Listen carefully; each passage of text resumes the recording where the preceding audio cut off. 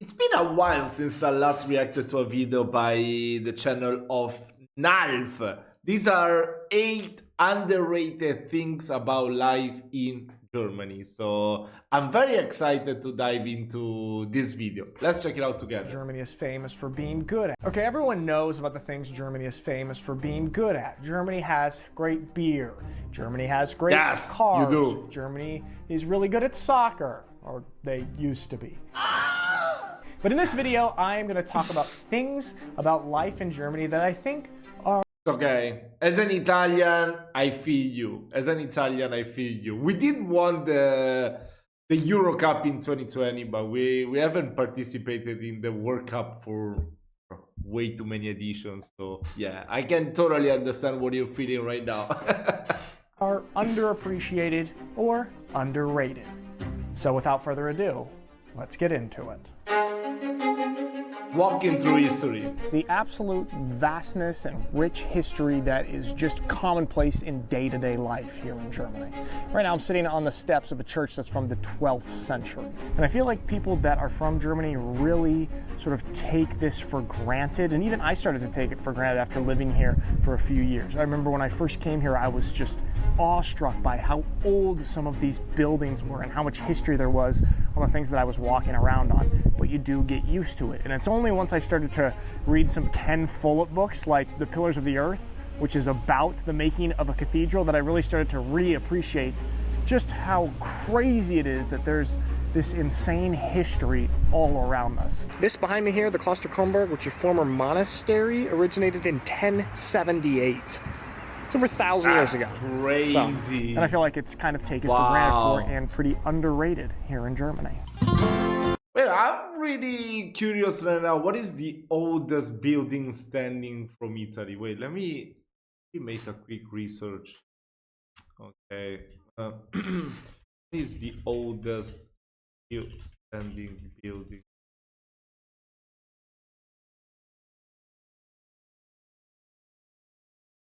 (550 BCE). Yeah, but Roman architecture stuff, not really what I meant. I meant places you can still join in for a visit.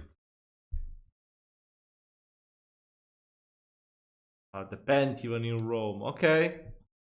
How about... Ooh, I've been to the Temple of Concordia in Agrigento. The Colosseum, yeah, of course. I want to see which one is the oldest in Germany. The Aula Palatina in Trier, 310 CE by the Roman Emperor Constantine the Great. Okay, Porta Nigra, Wichelsberg Abbey. Wow. You guys have so many older buildings as well. That is so cool. I don't know why he decided to only show the places that are still there from, I don't know, 1,000 a year, when there are so many places that are even older. Yeah, let's continue. That's a nice starter home, said no German ever. This culture of when people buy a home, they buy a home for life. In the United States, I feel like there's this culture and attitude of people buying starter homes, which is a home that you're buying that you know you're not going to live in forever, that maybe you're actually going to only live in. What? That's so crazy. I feel like Italians want to buy a home to live there forever. I don't really think about any Italian. Can't imagine any Italians buying a house for selling it. Maybe for renting it, yes, but most of the time you buy a house to live in there forever. It for a couple of years. Whereas I feel like the idea of a starter home doesn't really, generally speaking, exist in Germany. When people are building or buying a house, they have the attitude and mindset that this is going to be my home for life. Yeah, and exactly. I mean, it's pretty stupid to think about a starter home, right? I mean, because you probably have to ask the bank for financing your purchase and all that. You're gonna pay extra, and then when you're gonna sell it, maybe you will get even, or you probably even lose money. I don't know how it works in the US actually, but I feel like just I don't know, you just risk on getting into debts that way. I American mentality when it comes to home ownership is very stressful, and it kind of is a nice metaphor for American culture. The average American moves 11.4 times in their lifetime. That's crazy. Okay, let me think about how many times I've moved. Okay, I think I've moved like 4 or 5 times in my whole lifetime. Yeah, so maybe I will become like an American. I'm halfway there. As a whole, it's always about, okay, leveling up, okay, what's next, leveling up, which I think is a very American mentality in a lot of aspects of life. So I feel like this mentality of this house being a home for life gives a person a sense of peace and security, whereas the American mentality when it comes to homes often is sort of a stressful one and one of anxiety and always leveling up and not settling and finding peace. So I think this idea and mentality that Germans have when it comes to homes is very underrated. You want to go to France this weekend? Behind China, Russia, and Brazil, Germany has the most neighboring countries bordering it in the world. And this is not something to be overlooked. United States, we border Mexico and Canada. We do not have such close and easy access to other cultures. The fact that people grew up in Germany, in the heart of Europe, with access to 9 different countries on its border is really an incredible thing. Being able to drive 2 hours and be in France, drive 1 hour and be in Switzerland, or go east and drive and be in the Czech Republic, or up north to Denmark, it's a really valuable thing. I was just talking to a former teammate of mine. Do you usually drive to go to another country from Germany? Never done that in my whole life, to drive to another country from Italy. I mean, once I've drove to Switzerland because it's near, it's about 1 hour and a half. I don't think I've ever driven to other countries. Always taken planes or trains. It's more convenient. Sometimes the Flixbus. On the unicorns, and he talked about how, yeah, the first time he left Germany to go to a different country was probably before he could walk, and he'd been going to different countries in Europe that spoke different languages all growing up. The first time I went to a country that spoke a different language than mine was when I came to Germany in 2016. This is totally underappreciated by people that live in Germany and grew up with this. Very underrated.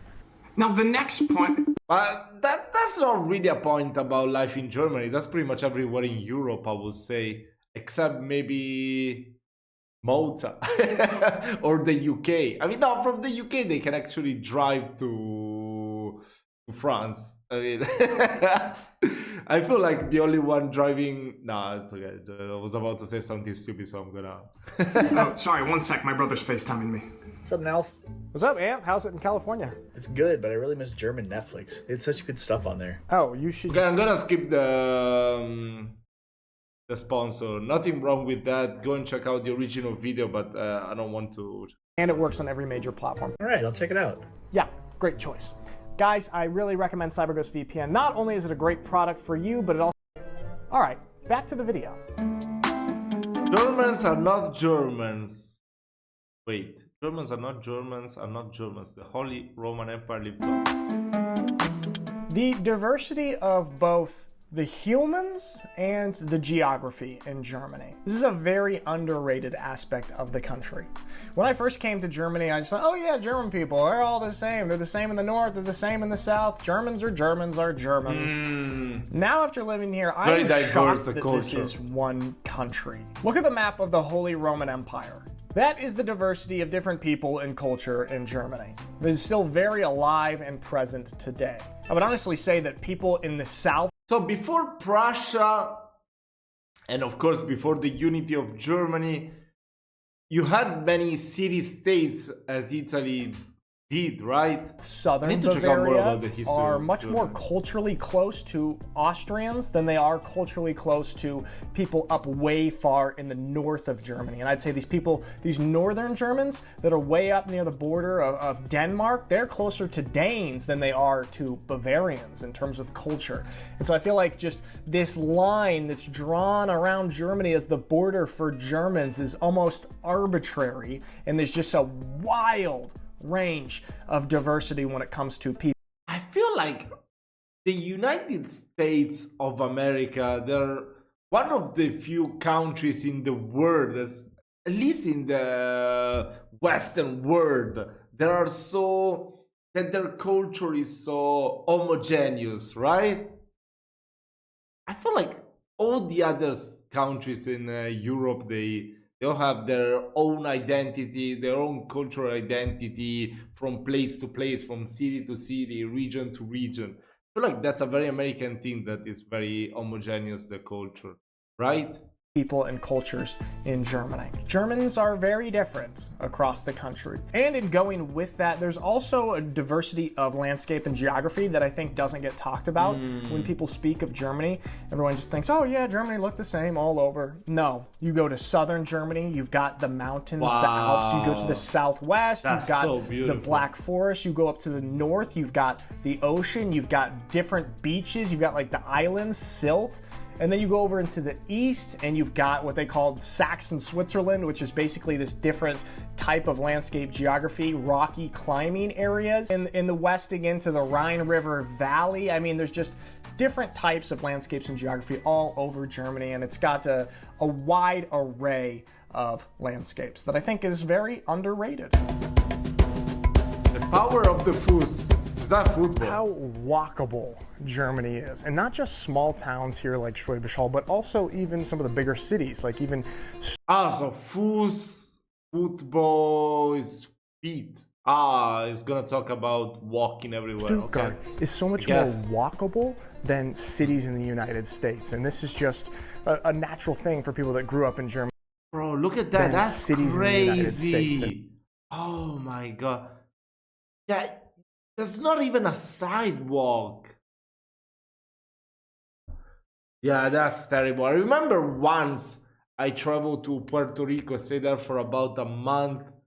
They couldn't really walk anywhere. Like in the major cities, yes, they had the old town and everything, but most places were the same. Like this, you cannot really walk. It was even dangerous to walk. The only people on foot was people asking for money, and yeah, they were not really reliable people. And this is just a natural thing for people that grew up in Germany. Of course, yeah, the city is made for people, human beings, to walk around, not for cars. But I feel like it's a very underrated thing because it's just so normal. So how walkable cities, towns, and villages are is very underrated. Let's all just get out of the way. So in Germany, when there is standstill traffic on the Autobahn, all of the cars move off to the sides and create an alleyway in the middle of the road. This is known as a Rettungsgasse, which literally translates to rescue alley. And it's so that emergency vehicles can still get through easily and quickly when there's standstill parking lot style traffic. Now, of course, in these situations when there's such bad traffic, nobody's in a good mood, nobody's happy about that, but everybody knows and buys into this idea like, hey, I'm annoyed, it's horrible traffic, but I'm gonna move off to the side and we're gonna create this lane in the middle for emergency vehicles to take care of people if that needs to happen.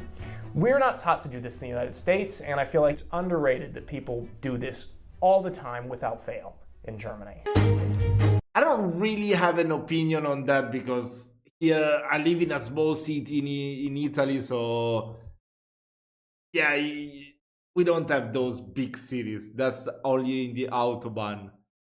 I know that here in Italy, in the highway, there's like an emergency lane. Sorry, there's an emergency lane. It's on the right side of the road, so that's what the ambulance and the emergency vehicles use. But I'm not too sure. I just know the highway around my area, so that's how they are. I don't know. Maybe they are the same in other places in Italy. Not too sure. If you have traveled to Italy, let me know. You will know more than me for sure. Kids don't need leashes. Okay. Yesterday I was on a walk and I saw a group of 4 really young children. They were maybe 3, 4 years old. And they were out riding little bikes and walking with each other. And I was waiting for a parent to come around the corner because obviously kids this young are not out riding. No. In Italy, that doesn't exist. No, that doesn't exist. Actually, there's another YouTuber that he's from Italy that I like to follow because he always gives good advice on personal finance and cool stuff. He lives in Zurich, in Switzerland. he always say that he has three daughters. Two they are 1 year old, so they don't count. But the other daughter is 5 years old. She goes to kindergarten on her own. He said that one time he took the daughter to kindergarten and every teacher looked at him super bad. Every time I have to go pick up my daughter, she's 8, have to be present, and she has to signal the teacher that I'm there or her mother is there. Bro, to me that's insane. I don't know. I noticed this thing like Central Europe, Northern Europe, kids are more free. Here in Italy, nah, it's not a thing. You have to be present until, I don't know, I feel like maybe until the kid is like 11 or 12, then he could go on his own. But I'm not too sure. Yeah, that's crazy. So beautiful. So beautiful to... The kid becomes independent much earlier. Yeah, that's a good thing for sure. Their bikes and walking on their own. And I waited and then I realized there was no parent or adult with them. These were just 4 young little kids out enjoying the town, and it is totally normal and totally safe. This is something that you just really would not see in the United States, and to my American brain it is still very shocking to just see young children roaming about on their own. Don't worry, to an Italian is still shocking as well. I feel like this is an underrated aspect of life in Germany, that this is just able to be a totally normal and safe thing. Beer before steer. In Germany, you cannot drive a car until you're 18, but you can drink beer at 16. In the United States, you can probably drink beer even when you're 12. No, I mean, I think my first beer I had it when I was 12. I went with my friend to the local supermarket. He had already a little bit of beard, so it was more believable. I looked so much like a kid. And we did drink 2 or 3 Nastro Azzurro. I got super drunk. But it was a good experience, you know, my first beer. I still remember that day. We were with our bikes. We went to a park nearby. It was pretty cool. It was pretty cool. You can drive a car at 16, but you can't drink beer until you're 21. It's very underrated that Germans do it this way. My dad worked in insurance for a long time, and so he knew the statistics about young drivers getting in accidents. All of us young kids getting our driver's license at 16, he knew there was a very high percentage chance that we would get in an accident in the first 12 months of having a driver's license at this age. And lo and behold. But you know, if you think about it, actually, here in Europe, I mean, at least in Italy, you can get a license to drive the motor, but also those super little cars, the ones that are even smaller than smart cars, when you're 14. So technically, you can still drive when you're 14 in Europe, right?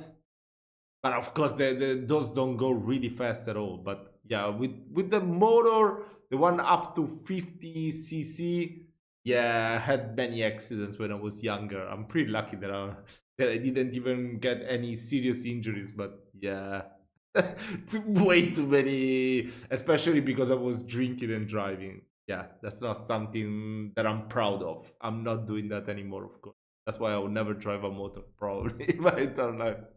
All 6 Alfieri kids got in some sort of accident at different levels within the first year of having the driver's license. Now, I don't know the German statistics off the top of my head, but I'm assuming that a smaller percentage of drivers in Germany get in an accident in the first year of having your license, just simply because your brain is slightly more developed at 18 than it is at 16.